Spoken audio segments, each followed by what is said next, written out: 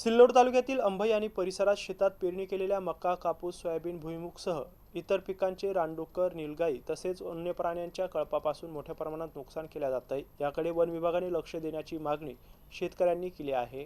सिल्लोड तालुक्यातील अंभई आणि परिसरातील पिकांचे रानडुक्कर, नीलगाई आणि इतर वन्य प्राण्यांच्या कळपाकडून मका, सोयाबीन, कापूस, भुईमूग आणि इतर पिकांचे मोठ्या प्रमाणात नुकसान होत आहे। अगोदरच पावसाने दडी मारल्याने जेमतेम आलेली पिके करपू लागली आहेत। उसनवारी आणि कर्ज घेऊन महागडे खते, बियाणे आणून शेतकऱ्यांनी पेरणी केली आहे। मात्र वन्य प्राण्यांच्या सततच्या त्रासाला आता शेतकरी त्रस्त झाले आहेत। शेतकऱ्यांनी दिवसभर शेतात राबून शेतातील कामे उरकायची आणि रात्रभर शेतात जागून वन्य प्राण्यांवर लक्ष ठेवायचे, यामुळे शेतकरी अत्यंत त्रस्त झालाय। वन्य प्राण्यांकडून दररोज रात्री उभ्या पिकाची नासधूस सुरू असून या नासधुसीमुळे शेतकरी वर्ग आर्थिक अडचणीत सापडलाय।